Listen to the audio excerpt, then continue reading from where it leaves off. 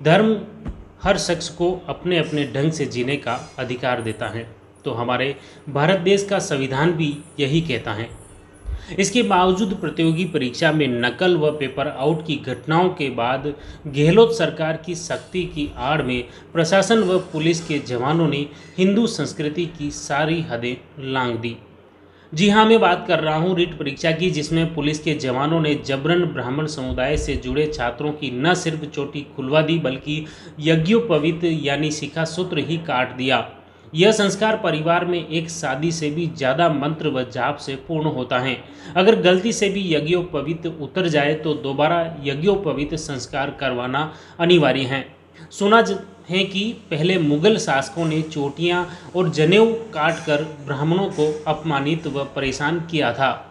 मुगल काल के बाद अब फिर रीट परीक्षा में नकल रोकने की आड़ में पुलिस द्वारा उठाया गया यह कदम बड़ा ही निंदनीय और शर्मनाक है। इससे न सिर्फ ब्राह्मण समाज में बल्कि साधु समाज भी इस घटना से आहत हुआ है। आखिर यज्ञोपवीत संस्कार क्या हैं और यह एक ब्राह्मण के लिए कितना महत्वपूर्ण है, जानते हैं राजसमंद के संत ज्ञानानंद से। सुनिए आप उन्हीं की जुबानी। मैं स्वामी ज्ञानानंद, आचार्य षड्दर्शन साधु समाज मेवाड़ मंडल। आज मेरे ज्ञान में एक ऐसा विषय आया जिसको सुनकर बड़ा आश्चर्य हुआ। आज राजस्थान सरकार की तरफ से रीट की परीक्षा थी अध्यापकों के लिए, और उसमें एक शशिकांत दीक्षित नाम का बालक परीक्षार्थी था जो सीनियर सेकेंडरी स्कूल धोइंदा में परीक्षा देने गया था। वो जन्म से ब्राह्मण है और संस्कारी ब्राह्मण है। उस ब्राह्मण के शिखा सूत्र था, और प्रत्येक ब्राह्मण का अथवा द्विजातीय का ये मूल कर्तव्य होता है कि सभी प्रकार से प्राणपण से वो ब्राह्मण द्विजातीय अपने शिखा सूत्र की रक्षा करें। लेकिन मैंने सुना था कि मुगल काल में मुगल शासक लोग ब्राह्मणों के शिखा सूत्र उतरवाया करते थे, पर आज परीक्षार्थी को परीक्षा भवन में प्रवेश करने के लिए अपनी चोटी और जनेऊ उतार करके परीक्षा भवन में जाने के लिए बाध्य किया गया। उसको इतना परेशान किया गया, कहा कि आप अपनी शिखा काटवाएं और अपने जनेऊ को उतारें, तब आपको परीक्षा भवन में जाने दिया जाएगा। ये कैसा अंधेर है, मेरी समझ में नहीं आ रहा है। कौन से परीक्षा के नियम कानून के तहत ये प्रशासन के उस समय का जो पुलिसकर्मी, जो भी सुरक्षाकर्मी वहाँ तैनात थे, उन्होंने किस आधार पर ऐसा दुष्कृत्य किया है ब्राह्मणों को अपमानित करने का। इतना आहत है वो बालक, और उसके संस्कार और जो उसका जो जीवन मूल्य है उसके ऊपर इतना आघात हुआ है कि वो बालक बहुत दुखी है। जिस बालक का एक बार भी ब्राह्मण का यज्ञोपवीत उतर जाता है उसको पुनः यज्ञोपवीत संस्कार कराना पड़ता है। वो व्रत की संज्ञा उसकी मानी जाती है, और उसको कम से कम 6.25 लाख गायत्री मंत्र का जप करना पड़ता है, और उसके बाद फिर पुनः संस्कार करके उसको द्विज बनना पड़ता है। तो ये सारा अनुष्ठान कौन करेगा, और उसके लिए जो द्रव्य खर्च होगा वो कौन करेगा, और जो उस ब्राह्मण का अपमान हुआ है उसका जिम्मेदार कौन है। मैं प्रशासन से ये सख्ती के साथ, कठोरता के साथ आग्रह करता हूं कि जिस किसी ने भी ऐसा दुष्कृत्य किया गया हो उसको वो माफ़ी मांगे, और जो उसके लिए जो संस्कार में जो खर्चा होना है वो खर्चा उसको दे। और इस तरह की दोबारा कोई घटना पुनरावृत्ति राजस्थान प्रदेश में अथवा देश भर में, प्रदेश की और केंद्र सरकार से भी आग्रह करता हूं कि इस तरह के दुष्कृत्य अगर किए जाएंगे तो ब्राह्मणों के कोप से तुम्हारी कोई रक्षा करने वाला नहीं है। ब्राह्मण जब अहंकार भरेगा तो तुम रसातल में चले जाओगे, साले तुम्हारा कहीं ठिकाना नहीं मिलेगा।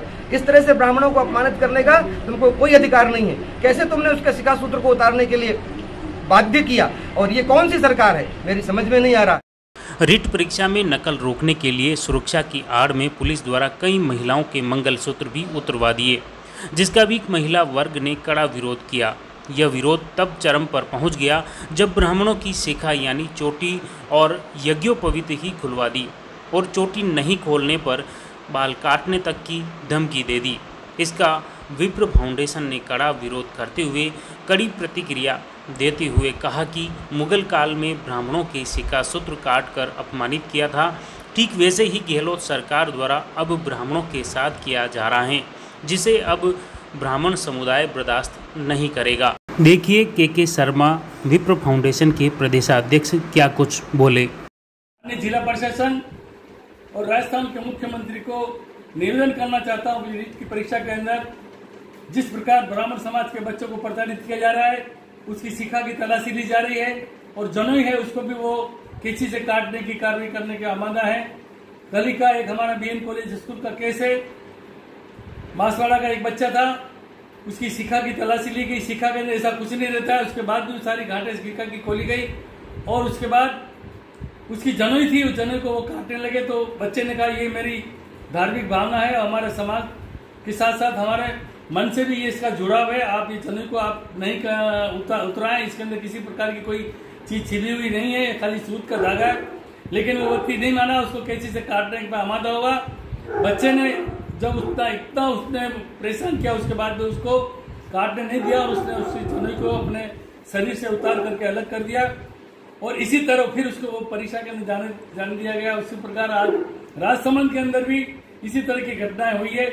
मैं जिला प्रशासन से और माननीय मुख्यमंत्री महोदय से निवेदन करना चाहता हूं कि इस ढंग से ब्राह्मण समाज के बच्चों को प्रताड़ित करना छोड़ें और इस ढंग की आप जो वारदात आपके पुलिसकर्मी कर रहे हैं उनको आप अपने हिसाब से उनको निर्देश दें कि किसी भी बच्चे के साथ इसी अनहोनी बात नहीं करें, क्योंकि ये जनोई हमारी धार्मिक भावना से और हमारे धर्म के साथ जुड़ी हुई है।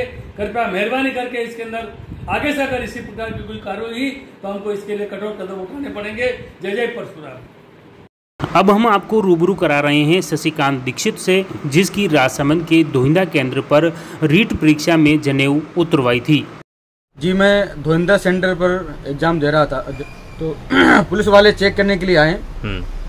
हमने हालांकि इंस्ट्रक्शन पढ़े तो हमने जो अंगूठी थी और लच्छे वगैरह जो भी बांध रखे थे, डोरे वगैरह, माला वगैरह, वो सब हमने उतार के रख दी पहले से ही, ताकि कोई दिक्कत ना हो। जब पुलिस वाले चेक कर रहे थे मुझे तो उन्होंने बोला कि आपकी चोटी खोलो। तो चोटी क्या है, कई वर्षों से हमने खोली नहीं थी, क्योंकि चोटी में मंत्रों के द्वारा गांठ लगाई जाती है, तो हमने चोटी कई वर्षों से खोली नहीं, इस कारण से चोटी खुल नहीं रही थी। तो मैंने उनसे निवेदन किया, साहब चोटी नहीं खुल रही है। तो उन्होंने कहा कि या तो चोटी खोलो और नहीं तो हम इसको काटेंगे। अच्छा। और अन्यथा आपको एग्जाम में प्रवेश नहीं दिया जाएगा।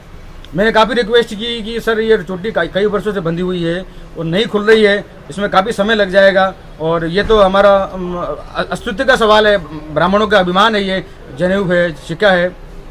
फिर भी वह नहीं माने तो पुलिस वाले ने मेरे साथ जबरदस्ती चोटी खोलने का प्रयास किया और काफ़ी जद्दोजहद के बाद में चोटी तो खुल गई।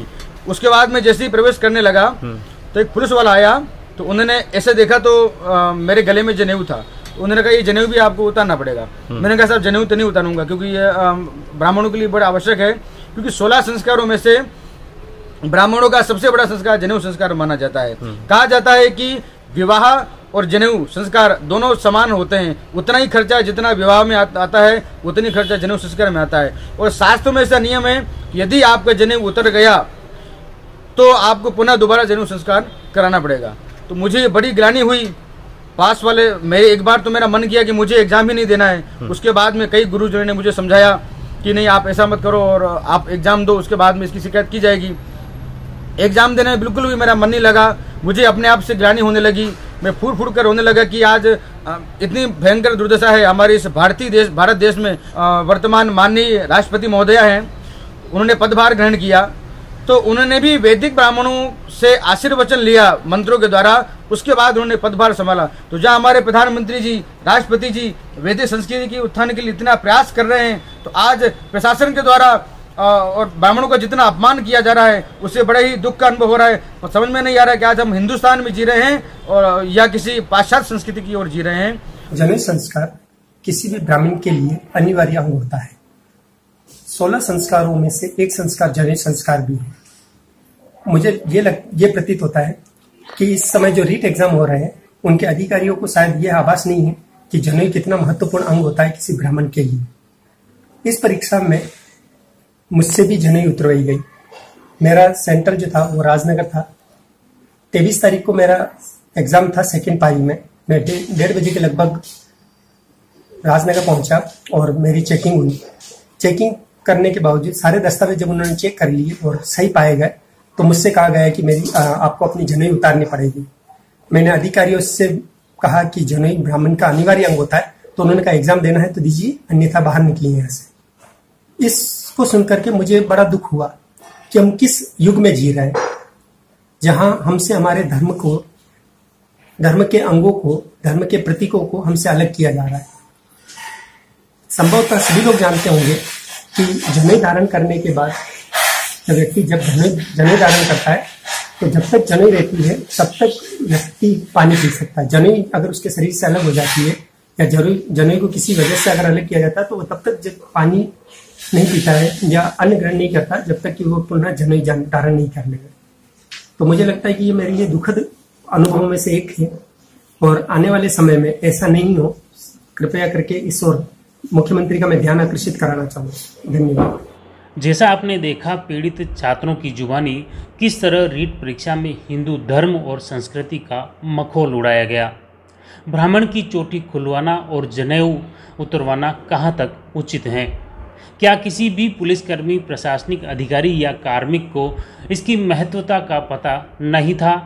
और अगर उन्हें यह सब कुछ पता था तो फिर ब्राह्मण छात्रों की चोटी क्यों खुलवाई और क्यों जनेऊ उतरवाया गया? खैर, अब भी शासन, प्रशासन और सरकार को इस मुद्दे पर गहनता से सोचना चाहिए, वरना आने वाले वक्त में न सिर्फ ब्राह्मण समुदाय बल्कि पूरा हिंदू समाज में आक्रोश बढ़ सकता है। लक्ष्मण सिंह राठौड़, जयवर्धन न्यूज़, राजसमंद।